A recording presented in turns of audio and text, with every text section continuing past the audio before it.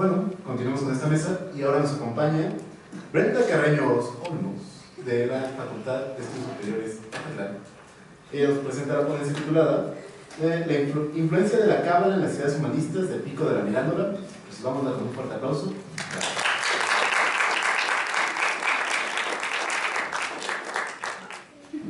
Gracias por estar aquí.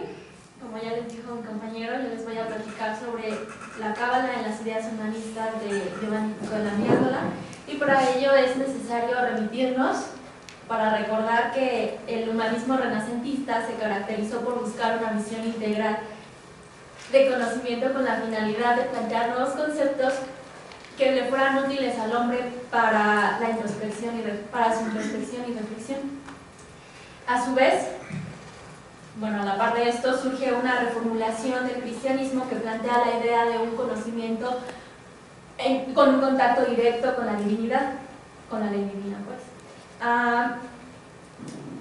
Este conocimiento directo tendrá como consecuencia la interiorización de una religión en contacto con el espíritu y no solo con las apariencias.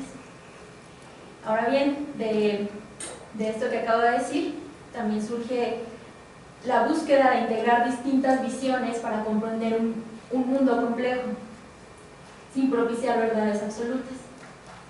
Por ello, los humanistas del momento fueron influenciados por textos místicos y esotéricos. Tal es el caso de Giovanni Pico de la Mirandola. Él se aproximó a la cábala como una fuente de verdad, con el fin de apoyar sus argumentos de una igualdad entre filosofía y una concepción espiritual del cristianismo. En esta ponencia lo que pretendo es esbozar las funciones que desempeña la cábala y sus aportaciones al pensamiento humanista de Pico de la Mirandola, con la finalidad de demostrar la presencia de una visión de conjunto que complementa al hombre. Bueno, hablemos un poco más sobre Pico de la Mirandola. Carlos Llano dice que este hombre fue dotado de una curiosidad renacentista que lo llevó a investigar, a adentrarse en cualquier tradición y cualquier saber profano. La idea de una correspondencia entre filosofía y teología es lo que lo lleva a contrastar tradiciones que en otros tiempos parecieron irreconciliables. De igual manera, su experiencia y su contacto con el corpus hermeticum, que posee revelaciones divinas en cuanto a la creación y el universo, así como el contacto y la oportunidad de ser el alumno de Marsilio Ficino, quien es considerado el padre del renacimiento de la magia, pues lo llevaron a encontrar nuevas fuentes de revelaciones divinas. Bueno, dicho esto, en Discurso sobre la dignidad del hombre, la presencia de ideas cabalísticas funge como una confirmación de las ideas clásicas y cristianas. Pues recordemos que en el Renacimiento las ideas clásicas ya no son vistas como una verdad absoluta, sino como verdades que pueden ser complementarias por otras tradiciones. Bueno, para entrar más en materia con la influencia de la cábala, es necesario precisar que Giovanni Pico de la Mirandola es considerado el padre de la cábala cristiana. Bueno, aquí tengo un esquema en donde planteo tres definiciones. La cábala cristiana, según Sandra Ramos Maldonado, es una demostración de las verdades cristianas bajo la óptica y el lenguaje de la cábala hebrea. Pues, Pico de la Mirandola, ya dije mucho su nombre, perdón. Bueno, Pico creyó allá en el libro de los Hebreos una compilación de todo en cuanto a la creación y saber divino que concierne a la existencia humana.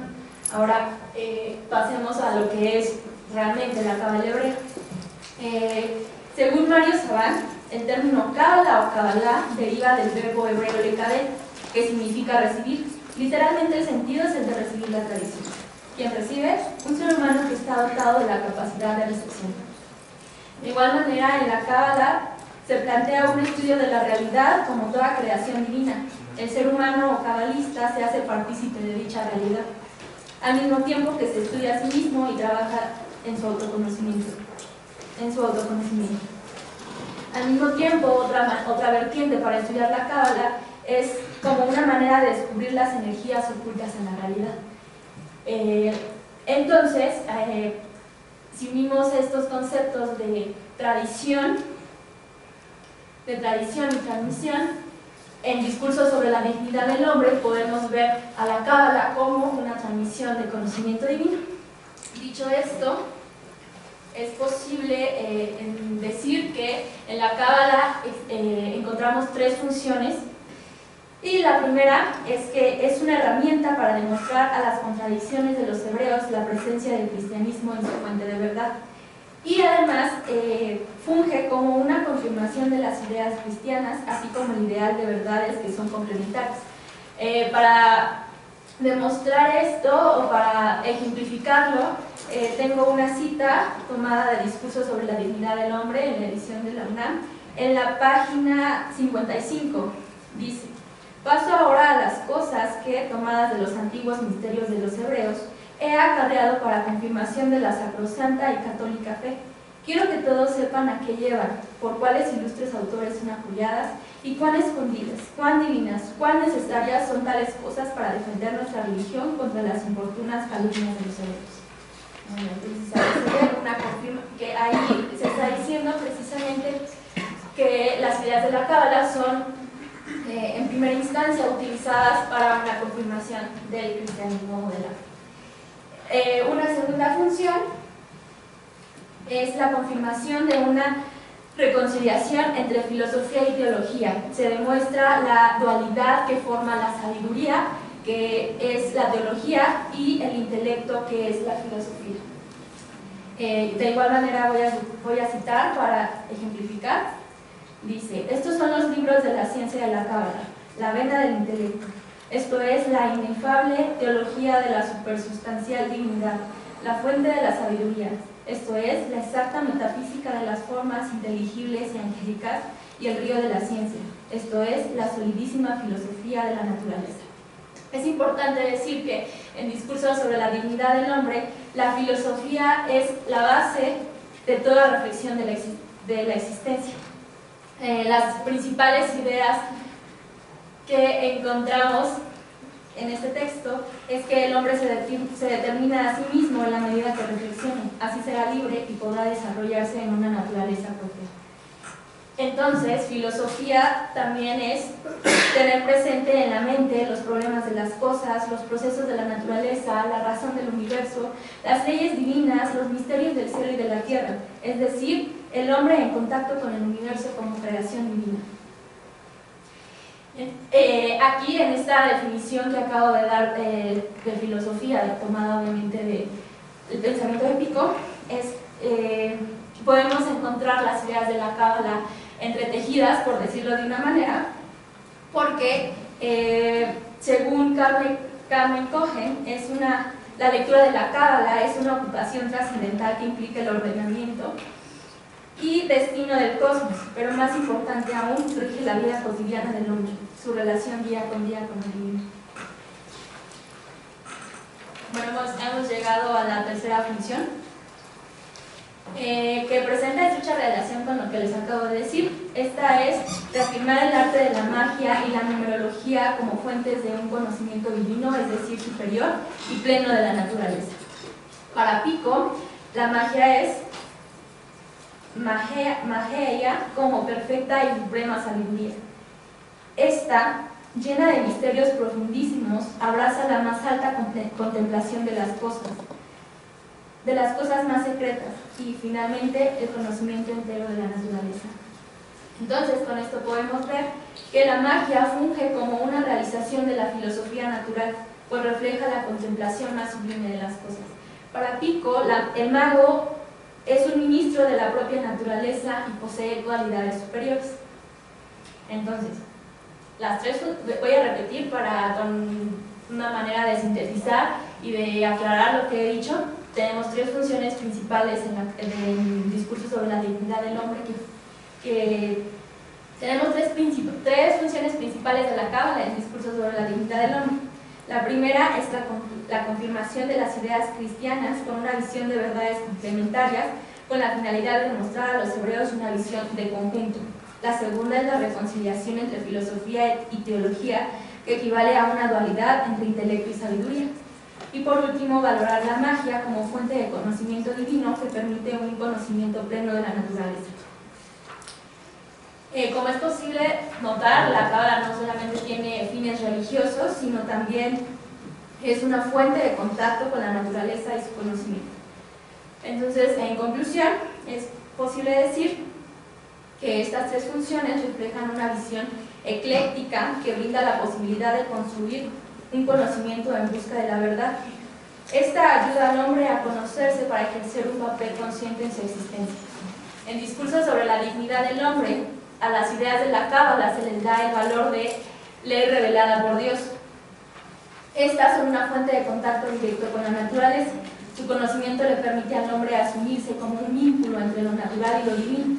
Al mismo tiempo se evidencia un pensamiento unificador entre filosofía, ciencia y religión, que es la base para complementar al ser digno y libre. Y eso sería todo.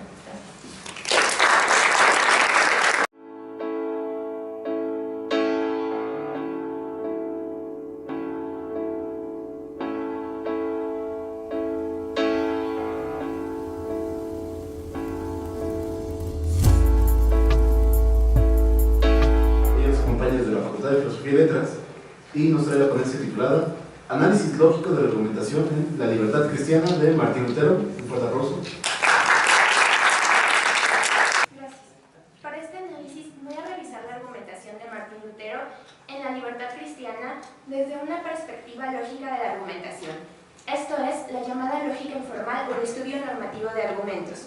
Una rama de la lógica que tiene por objeto desarrollar estándares, criterios y procedimientos no formales para el análisis, interpretación, evaluación, criterio y construcción de argumentos. Se diferencia de la lógica formal, pues esta no nos va a indicar la validez de un argumento según su estructura, sino que va a revisar la suficiencia fuerte y aceptabilidad de este argumento, pero dentro de una situación comunicativa. Esto es, evaluarlo como un producto resultante de la argumentación. Tradicionalmente, la lógica era una parte de la filosofía que tenía por objeto la búsqueda de pautas o cánones para juzgar la corrección o incorrección de los argumentos. Pero la matematización de la lógica a fines del XIX no solo ha puesto un cambio en el método, sino también dentro del objeto. Ahora, aunque esta definición sobre el análisis de argumento se siga citando en los manuales de lógica, es difícil para uno utilizar los criterios deductivistas para poder analizar un argumento. Esta convicción de que la lógica formal es una herramienta deficiente para analizar y evaluar una práctica argumentativa ha llevado al desarrollo de una teoría de la argumentación en este terreno abandonado por la orientación de la lógica. No significa que la formal no nos sirva, solo que lo que hace es ignorar este contexto natural de las prácticas argumentativas, que es precisamente su dimensión dialéctica. Si quisiésemos hacer un análisis formal del razonamiento de Lutero, no podríamos, porque de ser así, ya que solo sería válido si la conclusión que siguiera de las premisas serían válidas, y nos encontramos en una discusión de la libertad cristiana con diferentes posturas, solo una postura sería válida, solo una sería verdadera, y sabemos que esto no es cierto, cada postura tiene sus diferentes aportaciones. Tenemos así que...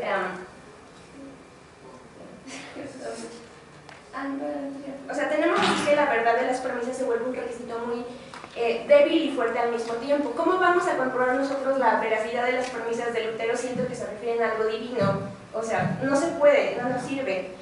Por eso he preferido este análisis de argumentos para Lutero. Resulta ante esto la teoría de la argumentación como una solución posible, pues esta se centra por el contrario en el razonamiento no demostrativo y asume que las demostraciones no son el arquetipo de la racionalidad argumentativa, sino que está más bien ligada a la existencia de desacuerdos. Así, hablaré no de implicaciones, sino de implicaturas, es decir, de la relación entre un hablante, un oyente, una emisión y una proposición. Pues como menciona Robert Barron en su estudio, argumentar es una acción lingüística consistente en dar razones a favor o en contra de algo ante alguien. Nos interesan ahora los argumentos como productos de esta actividad. Este texto de la libertad cristiana se inserta desde el 31 de octubre, se inserta en esta disputa que inicia el 31 de octubre, cuando según la tradición, Lutero cuelga en la puerta de Wittenberg sus 95 tesis, punto de inflexión que marca el inicio de la reforma. Ante esto, en junio de 1520, León X produca la bula Exsurge Domini, levántate Señor, exhortando a Lutero a que se retracte de 41 de sus tesis, muchas de estas sobre la condición del papado. A Lutero se le da un plazo, pero cuando se cumple, él no solo no se retracta, sino que quema en Wittenberg una copia de la bula en un acto público. Ante esto, el 30 de enero de 1521, el Papa León X firma la bula Decretum Romanum Pontificem, la excomunión oficial de Lutero. La libertad cristiana se inserta en esta contienda, pero además forma parte de la discusión entre libre albedrío y gracia, que inicia ya con las disputas entre San Pablo y los estoicos. Actualmente, en ese contexto, muchos de los pensadores renacentistas habían optado por tomar la propuesta del libre albedrío, pero no obstante, Lutero prefiere retomar a San Agustín y apostar por una salvación por medio de la gracia. Así, la libertad cristiana es uno de los textos fundamentales de esta teología de la gracia expuesta por Lutero. La argumentación presentada por Lutero es de carácter teórico, pues su conclusión es una asserción cuyo propósito es persuadir a un destinatario de que adopte una creencia por medio de unas razones expuestas. Esto lo menciona ya en la introducción de su texto. En cuanto a la estructura y estudio normativo del texto, su mismo discurso permite ya el análisis. La libertad cristiana tiene una estructura lógica meticulosamente cuidada. En el texto separa sus distintos argumentos con claridad, deja claros sus objetivos y siempre inserta en su discurso indicadores de premisas y de conclusiones que aseguran un entendimiento adecuado al lector. No obstante, una primera lectura rápida puede provocar que estos aspectos pasen por desapercibido y que se malinterprete lo que quiere decir. Esta estructura no solo se da entre enunciados, sino que entre enunciados y argumentos. Pueden decirse, pues que al final de cuentas todo recae en enunciados, pues el argumento se compone de enunciados. Pero esto es simplificar cada uno. Pues sí, argumentar es dar razones, pero un argumento no es solo una razón, sino que posee su propia estructura, premisas, conclusiones y como tal debe de respetarse, para así poder dar cuenta de argumentaciones hipotéticas o de formas complejas de argumentación, siendo este caso el de la libertad cristiana. En su estudio sobre argumentación pragmadialéctica, Franz van Heemeren menciona cómo la complejidad de una estructura puede depender de las reacciones a las cuales el argumentador está respondiendo, mismas que ella anticipa. Esto lo podemos ver en la libertad cristiana. Él sabe que no va a haber aceptabilidad ante sus premisas, que va a haber duda. Ya meses atrás le dijeron que se retractase de sus tesis. Sin embargo, él mismo no duda de ellas, por lo cual decide hacer que esta aceptabilidad aumente. ¿Y cómo? Pues lo hace ampliando su argumentación. Además, la libertad cristiana y la salvación por medio de la gracia es una de las tesis centrales de su doctrina. Es por eso que tiene que aumentarla. A Lutero así no le basta con exponer esta tesis una vez, sino que recurre a extender su argumentación para aumentar su suficiencia. Recurre, por lo tanto, a una argumentación orientada. ¿No será aceptada por otros la explicación de lo que para él es obvio y verdadero? Pues bien, ante esto, Lutero da 8 argumentos que se relacionan entre sí para orientarse hacia la misma conclusión. Opta por reforzarla por medio de una distribución de argumentos coorientados, integrándolas hacia una relación compleja que apoya una conclusión común. No es solo una sola argumentación con múltiples premisas, no es una argumentación concatenada, ni tampoco es decir lo mismo de diferentes formas. Esto sería equivalente a dar una única razón por medio de varios motivos. Más bien, lo que Lutero realiza es dar 8 razones distintas para apoyar su conclusión, aumentando así la fuerza y suficiencia de su argumento más importante. Bueno, esto se verifica porque los argumentos comparten su misma conclusión y en el contexto cada uno es suficiente para sustentarla. Además, al analizarla, no es evidente que las partes tengan por verdaderas o suficientemente justificadas todas las premisas de cada uno. Además, son independientes entre sí. Y bueno, los siguientes argumentos los voy a mencionar y los van a ir pues, pasando para que los vean, porque se me el tiempo. Las obras no hacen ni libre ni bueno al hombre.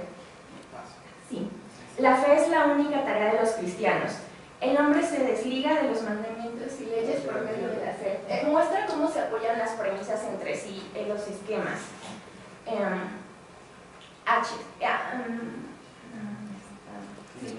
Sí, a ver.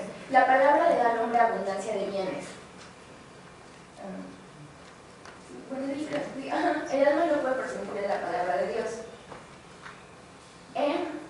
La fe es la única tarea de los cristianos. F. La fe en Cristo es por sí sola riqueza. Siguiente, el hombre se desliga de los mandamientos y leyes por medio de la fe. H, solo la palabra de Dios mora el alma. I, solo la fe vuelve al alma buena y sincera. J, la unión del alma con Cristo por medio de la fe. K, solo con la fe cumplimos el primer mandamiento. E I, es por la fe que el hombre se vuelve sacerdote y soberano. Bueno, o sea, aquí vemos como la estructura como de cada uno, que no es como una sola premisa apuntando a una conclusión. Bueno, y posteriormente en la libertad cristiana sigue la argumentación de Lutero sobre el hombre exterior. No obstante, aquí ya sus argumentos no son tan vastos y ni tienen el mismo peso que en la primera parte. Esto se debe, claro, a que ya no es el punto nuclear de su teología.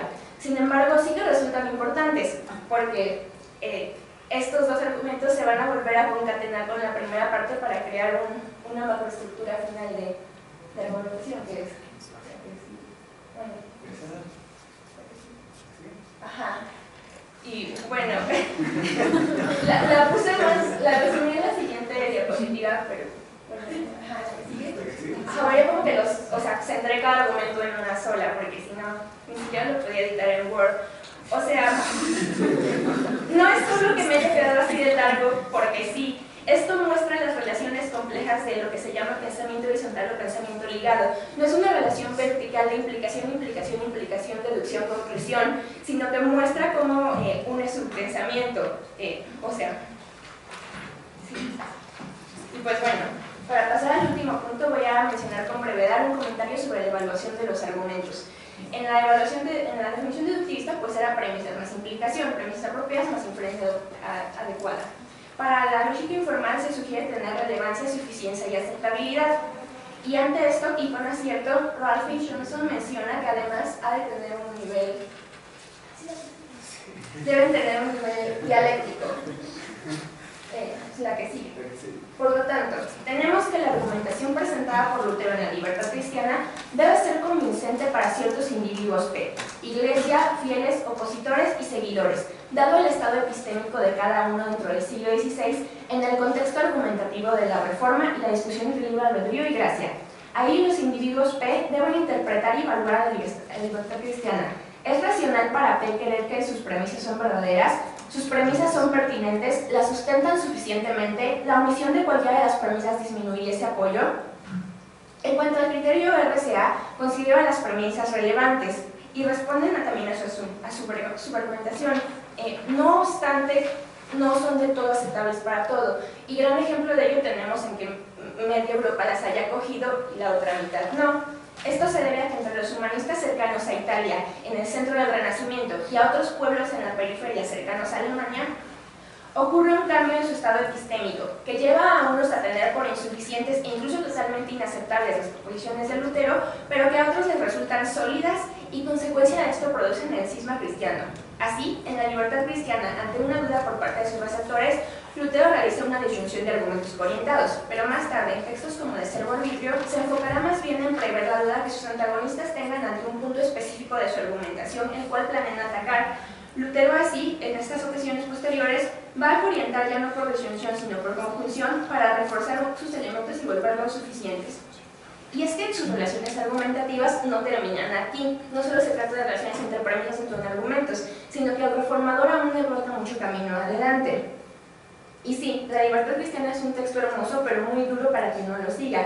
¿Pero qué importa? Pues al reformador aún le queda mucho por construir, muchas cuestiones teológicas que afirmar y muchas otras que rebatir, pues es a base de un estudio minucioso y una fe inmensa que Martín Lutero logró cimentar una nueva vertiente del cristianismo, y que desde su propia doctrina nos muestra una nueva visión en torno al hombre, Dios y una nueva relación exenta de misericordia y amor infinito entre ambos.